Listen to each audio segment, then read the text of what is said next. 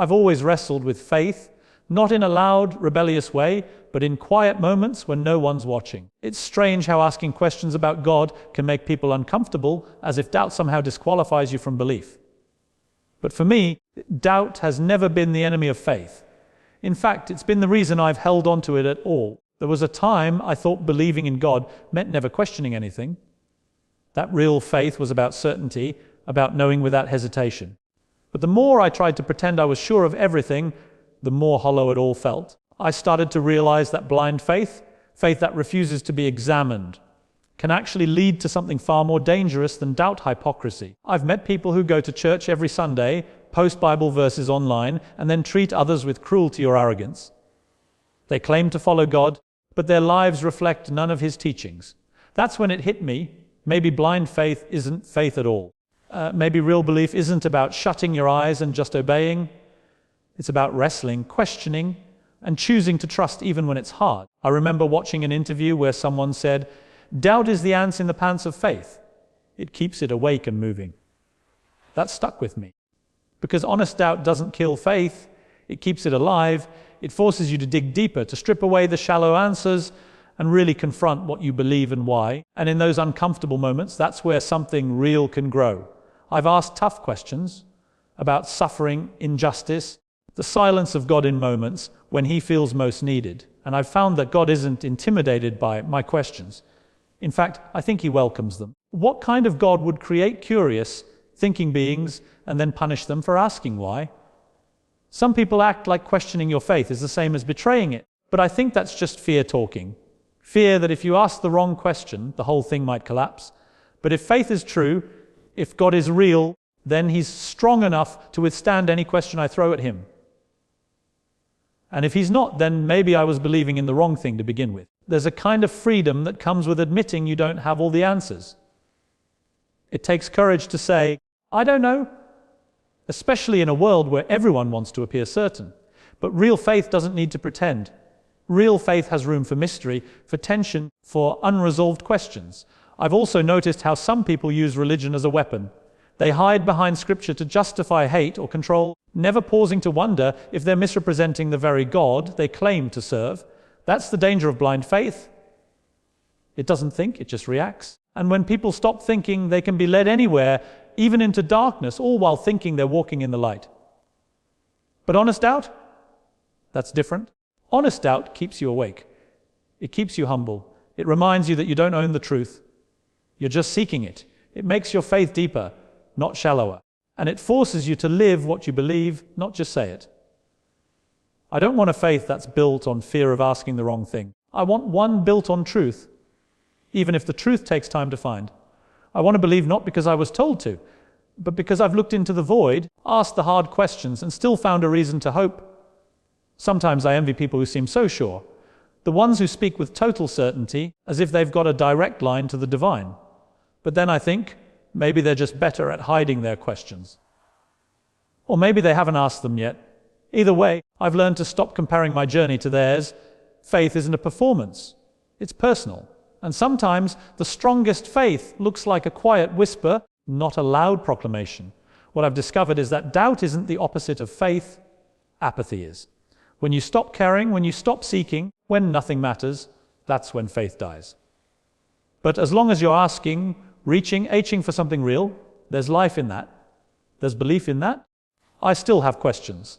I probably always will. But I've come to see those questions as part of the journey, not signs that I'm lost. Because the truth is, faith that's never been tested isn't worth much. But faith that's been through the fire, that's something solid. That's something worth holding on to. So no, I don't have all the answers. But I'm not afraid of the questions anymore. I've found peace in the tension, meaning in the mystery, and strength in the search. And in a world full of loud opinions and easy answers, maybe that's exactly where real faith begins. I used to think being religious automatically meant someone was good. That if someone talked about God, quoted Scripture, went to church or mosque or temple, then they were someone you could trust. I learned the hard way it's not always true. In fact, some of the most judgmental, unkind, and even cruel people I've ever met did all of those things with a smile while hiding behind religion like it was a shield. What really woke me up was the double standards. People preaching love but spreading hate, quoting verses about humility while drowning in pride, talking about helping the poor while living in luxury and turning their backs on suffering. That's when I realized something important.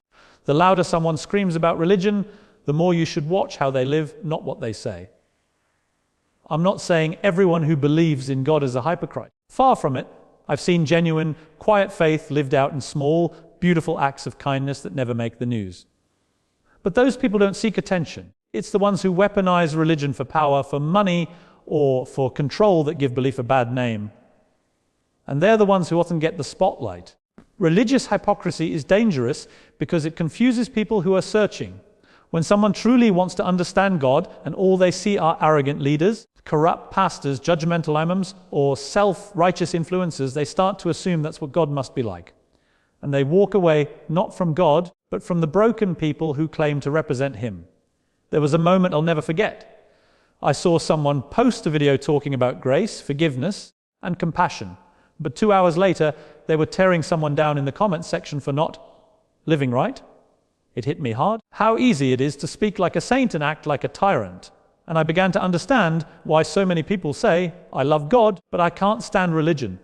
People are tired of performance, tired of fake holiness, tired of seeing people act one way in public and another way behind closed doors.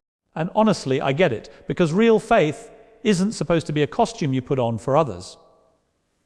It's supposed to be who you are when no one's watching. I've seen people give powerful sermons about forgiveness, then hold grudges for years. I've seen people preach about sexual morality, then get caught in secret scandals. I've seen people build empires in God's name while stepping over the very people Jesus told us to care for. And I've asked myself, what are we even doing? It's not just the leaders either. It's everyday folks too. We judge people for their sins just because they're different from ours. We gossip in the name of concern. We exclude people who don't fit into our mold of what righteous looks like. We talk about grace, but only offer it to people we agree with. That's not faith. That's a performance. And I don't want to be part of that anymore. What scares me most is how easy it is to fall into that trap. You start out with genuine belief, real passion, and somewhere along the line, you start performing for others. You start measuring your faith by how many people see it. You start thinking the louder you are about God, the closer you must be to Him. But it's a lie. And the more we buy into it, the more damage we do to others and to ourselves. I've come to believe that if your religion makes you cruel, you're doing it wrong. If your God leads you to hate others, you might need to ask if that's really God you're following. Because the core of almost every faith is the same: love, mercy, truth, justice. But those values get lost when religion becomes a mask instead of a mirror. It takes courage to call out hypocrisy, especially in religious spaces. It's uncomfortable. People accuse you of being bitter or rebellious. But I'm not speaking out because I hate religion. I'm doing it because I care about truth, about honesty, about people who are genuinely trying to find meaning and are being led astray by fakes. We don't need louder preachers. We need quieter examples. We don't need more posts about God.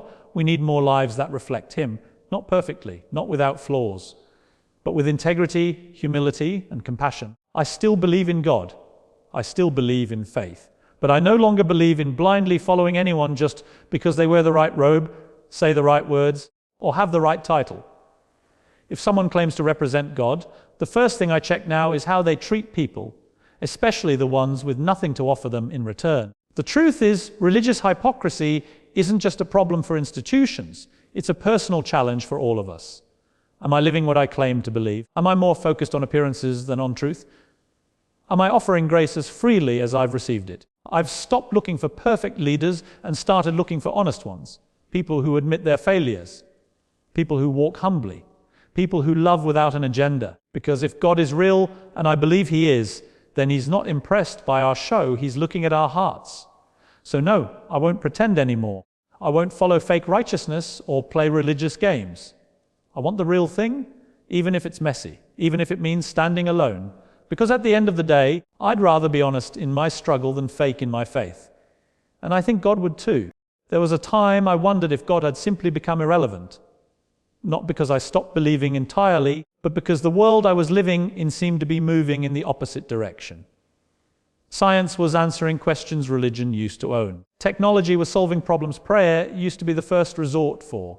And the noise of daily life, social media, politics, endless opinions made any conversation about God feel awkward, outdated, or just silent. But the more I tried to push that question away, the more it followed me. Because no matter how advanced we get, no matter how much we evolve, we're still asking the same questions. Why am I here? What's the point? Why does suffering exist? Is there more than this? Those questions don't go away. And they aren't questions science can fully answer. That's where the idea of God keeps echoing. Still, it's not easy to talk about God now. The moment you bring up faith, someone rolls their eyes or assumes you're about to push some agenda.